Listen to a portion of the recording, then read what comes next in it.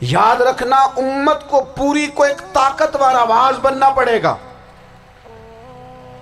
ہمیں تھوڑا تھوڑا اوپر اٹھ کے سوچنا پڑے گا. خدا را اللہ تعالیٰ مجھے معاف کرے اگر کوئی بات میں ستی کر رہا ہوں. دل کی گہرائی سے عرض کرتا ہوں اب تو بڑا سخت وقت آ گیا.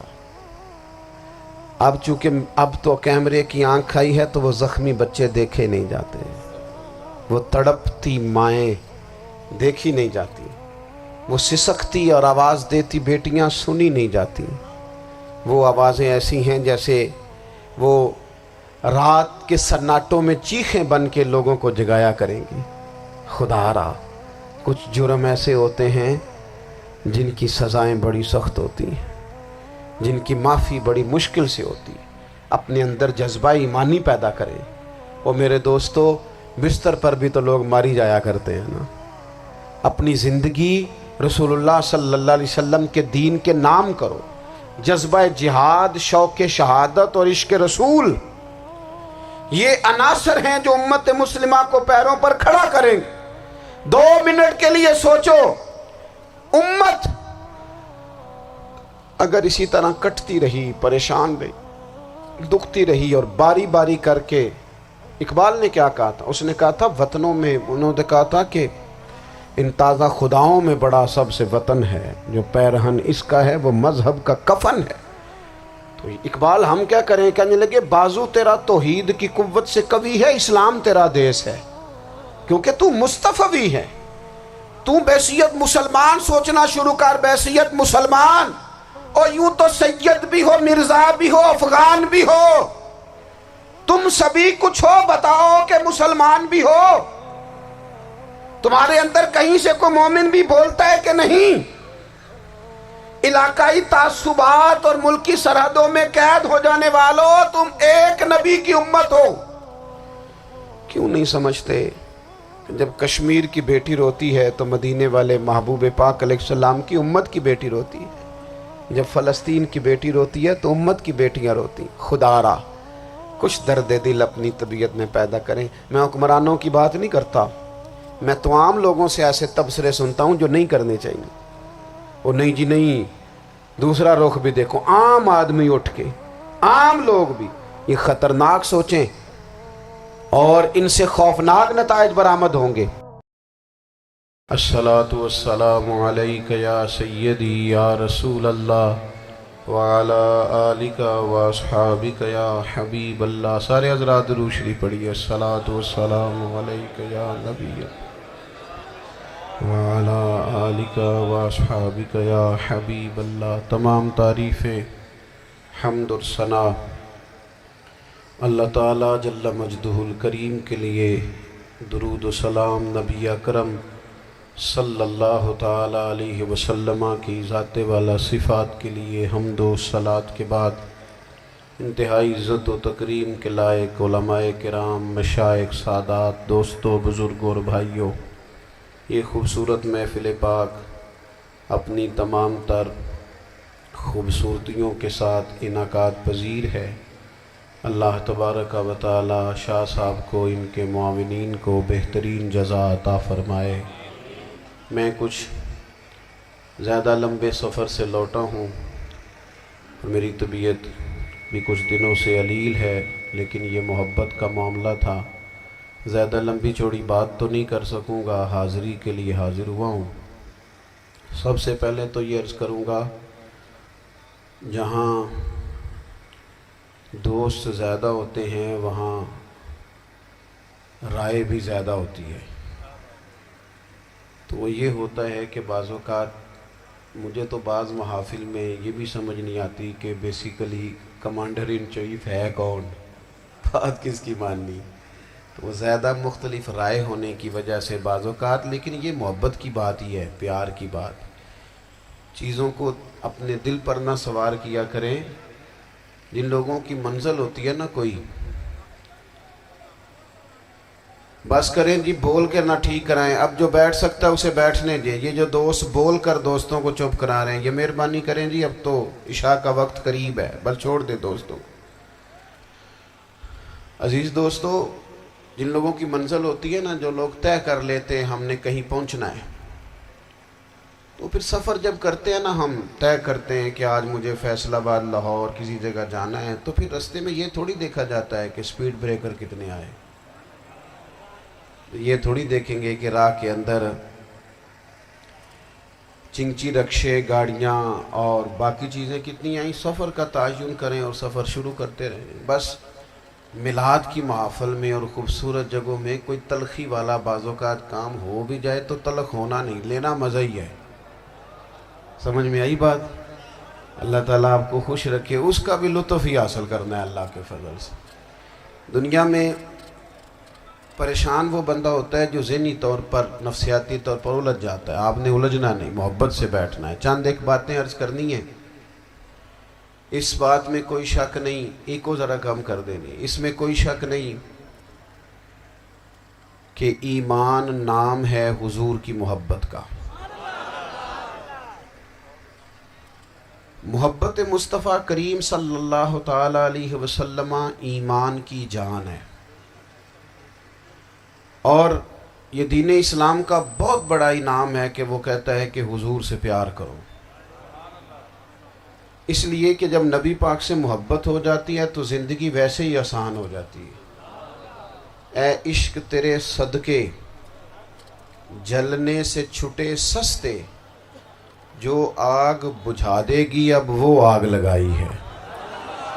کیا ہوتا ہے کہ انسان کے لیے زندگی آسان ہو جاتی ہے۔ میں نے عرض کیا تھا کہ پتہ ہی نہیں چلتا کمانڈر ان چیف کون ہے۔ اللہ آپ کو سلامت، ٹھیک ہو گیا جی، اب آنے دیں دوستوں کو، بیٹھ جائیں جی، آپ لوگ آگے نہ ہو، پیارے بیٹے بیٹھ جاؤ جہاں جگہ نہیں، آپ اس طرح بھاگے دوڑنے تو نہ، محفل میں آئیں، اس کا ادب کا خیال کریں، آپ تشریف رکھیں، بس بیٹھ جائیں جہاں جگہ مل رہی ہے۔ جو دوڑ کے آ رہے ہیں یہ اطمینان سے آئیں گے تو باوقار لگیں گے۔ اللہ آپ کو سلامت رکھے، برکت دے، ماشاءاللہ، اللہ تعالیٰ آپ کو برکات دے۔ اوہو،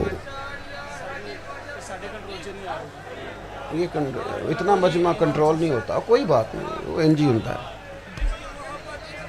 ہر روز تھا۔ نعرہ تکبیر، نعرہ تکبیر، نعرہ رسالت، نعرہ رسالت۔ بس جی بیٹھ جائیں، اب تشریف رکھیں، جلدی سے بیٹھ جائیں جی، آپ جو کھڑے ہیں یہ غلط کر رہے ہیں، ایک سیکنڈ سے پہلے بیٹھ جائیں، فٹافٹ فیصلہ کرنے میں اتنی دیر، لو جی ماشاءاللہ ٹھیک ہو گیا۔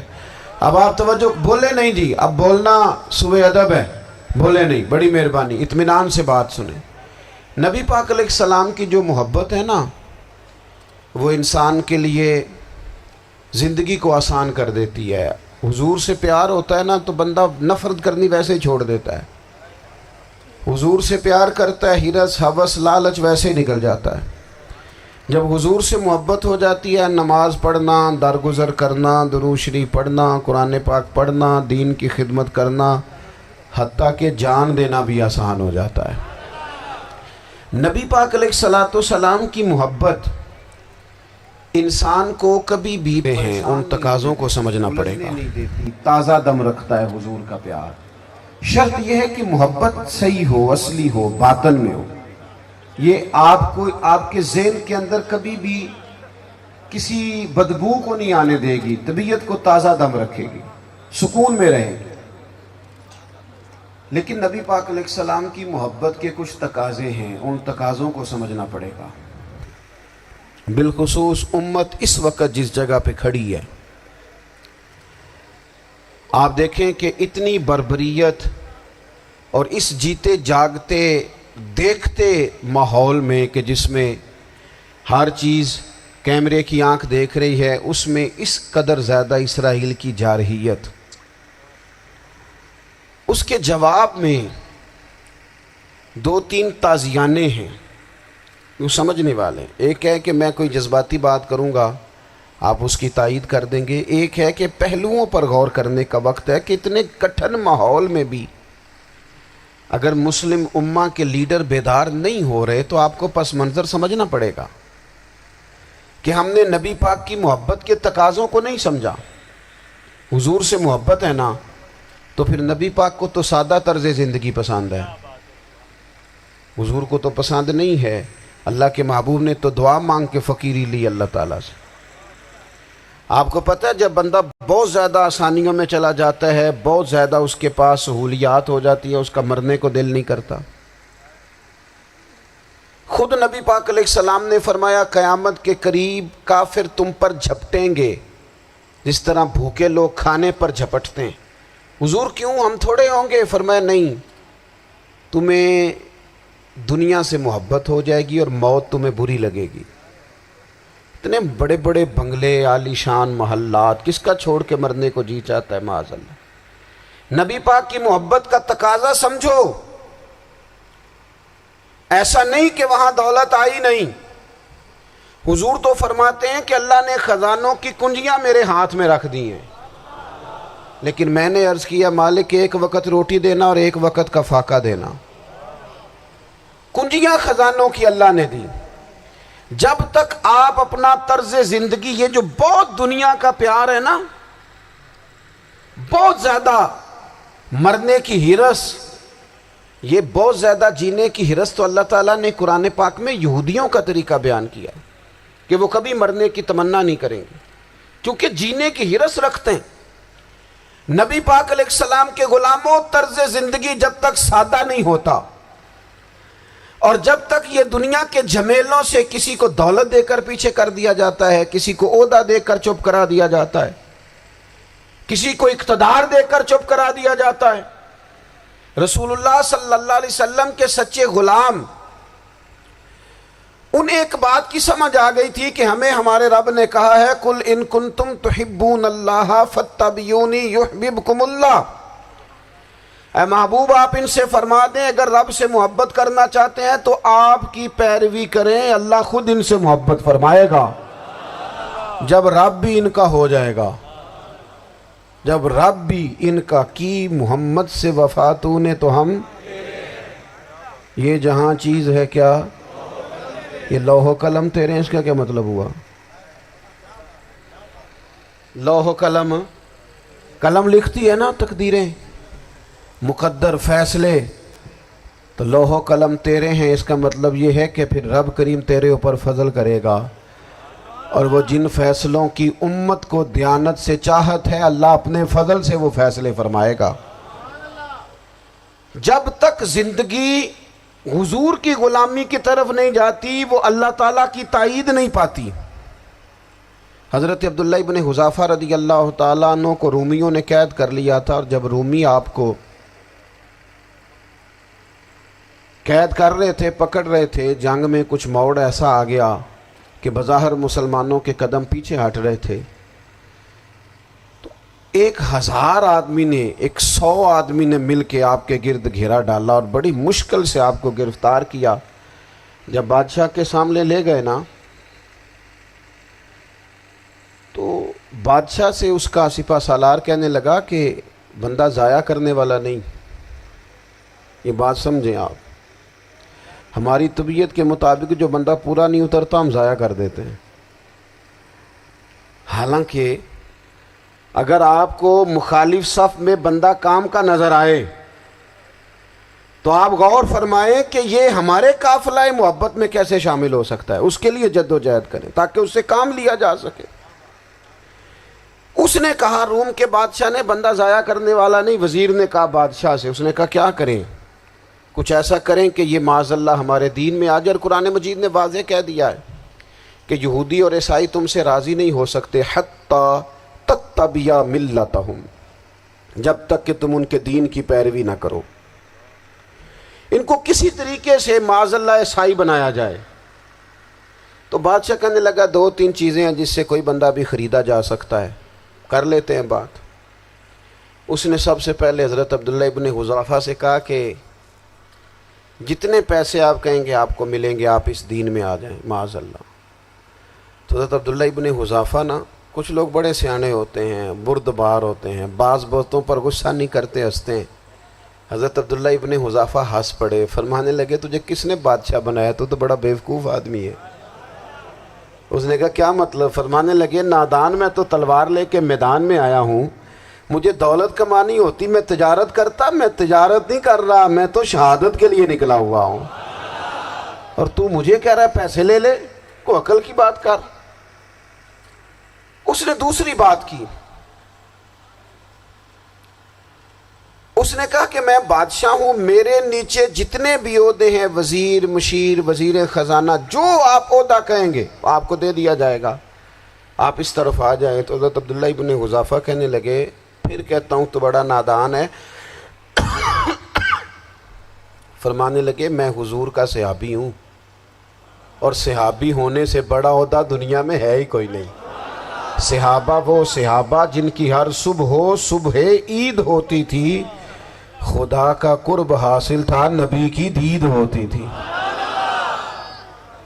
کہا تو مجھے لالچ دے رہا ہے۔ اب انہوں نے ایک نئی چال چلی۔ وزیر کہنے لگا کہ میں ایک اور طرح سے معاذ اللہ کوشش کرتا ہوں پگھلا دینے کی۔ آپ اندر کمرے میں قید تھے تو وہاں ایک خاتون کو بنا سنوار کر بھیج دیا گیا۔ دوستو یاد رکھنا، تگڑا اور مضبوط جوان پتہ کون ہوتا ہے؟ جس کی نظریں پوری طرح اس کے کنٹرول میں ہوں۔ یہ علامت جوانی ہے۔ جس آدمی کا پوری طرح، دو لوگ دنیا میں کبھی کوئی کارنامہ سر انجام نہیں دے سکتے، ایک جو حرام کھاتا ہو، ایک جس کی نظر ناپاک ہو۔ محمد بن قاسم جب یہاں آئے تھے نا تو ایک دن بڑے پریشان تھے، تو ایک بزرگ کہنے لگے آپ کیوں پریشان ہیں؟ کہنے لگے راجہ دہر سے مقابلہ ہے اور ہماری فوج تو سندھ کے رستے بھی نہیں جانتی، زبان بھی نہیں جانتی، لڑیں گے کیسے؟ 2-4 دن کے بعد ان بزرگوں کی دوبارہ محمد بن قاسم سے ملاقات ہوئی تو بڑے خوش تھے۔ کہا اب آپ کیوں خوش ہیں؟ کہنے لگے وہ میرا مقابلہ نہیں کر سکتا، میں نے تحقیق کر لی ہے۔ کہا کیوں؟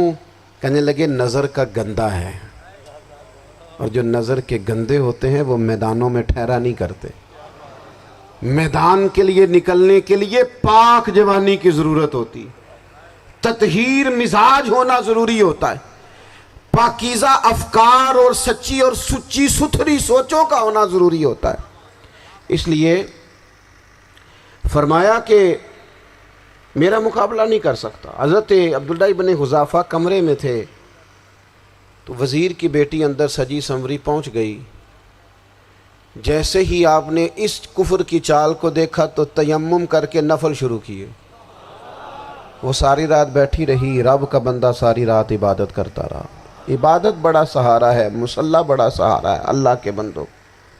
صبح دروازہ کھولا، وزیر نے اپنی بچی سے پوچھنا چاہتا تھا رزلٹ کیا نکلا، تو وہ کہنے لگی پیچھے ہٹ جا، اب تیرا میرا تعلق کوئی نہیں، میں نے نبی پاک کا کلمہ پڑھ لیا۔ اس نے کہا میں نے بھی زمانہ دیکھا ہے، پر یہ کیا لوگ ہیں، کستوری کے بنے ہوئے، سندل سے دھلے ہوئے، کہ میں ساری رات کمرے میں رہی اور 100 اور 1000 آدمی جس جوان کا مقابلہ نہ کر سکے، اتنا طاقتور جوان کمرے میں رہا اور اس نے نظر اٹھا کے نہ دیکھا۔ او کچا رنگے للاری والا جڑا چڑھدا تے لیندا رہندا ہے، اے عشق تیرے دا رنگ محمد چڑھیا پھر نہیں لیندا۔ میں کہا ایک دفعہ نظر اٹھا کے نہیں دیکھا، کمال ہو گئی۔ اتنے بڑے لوگ، اتنی بڑی سعادت مندی، فیروز بختی، معاملہ فہمی حد ہو گئی۔ اللہ اکبر۔ دوستو بادشاہ جب پوری طرح ہار گیا نا، اس نے کہا مار دو۔ تیل گرم کیا ایک کڑاہی میں، اور جب آپ کو اس میں ڈالنے لگے تو آپ کی آنکھوں میں آنسو آ گئے۔ بادشاہ کا خیال ہوا شاید نرم ہو گئے ہیں، کہنے لگا روئے کیوں؟ فرمانے لگے سوچتا ہوں جان ہی ایک ہے، کتنا مزہ ہے اس کی راہ میں جان دینے کا، کتنی لذت ہے اس کے نام پر مرنے میں، کتنا لطف ہے۔ جے تو چڑھیا اتے دار بھی نہیں تے جے تو وکیا عشق بازار بھی نہیں، تے ایڈا سستا سودا پیار بھی نہیں، تے ایڈا سستا لبدا یار بھی نہیں۔ کئی جنگل گانے پیندے نہیں، کئی دوزخ لنگنے پیندے نہیں، جے وہ اس ملوں بھی مل جاوے ایدوں سستا ہور بپار بھی نہیں۔ تے کچھ سمجھ نہ آوے لوکانوں وہ کادے نال شہید کرے، ڈٹھی یار دے ہاتھ تلوار بھی نہیں، پر او دا خالی جاندہ وار بھی نہیں۔ کہنے لگے ایک جان ہے نا، تو دل کرتا ہے ہزاروں ہوتی تو ایک ایک کر کے محبوب کے نام پہ قربان کرتا، جب میرے پاس ہے ہی ایک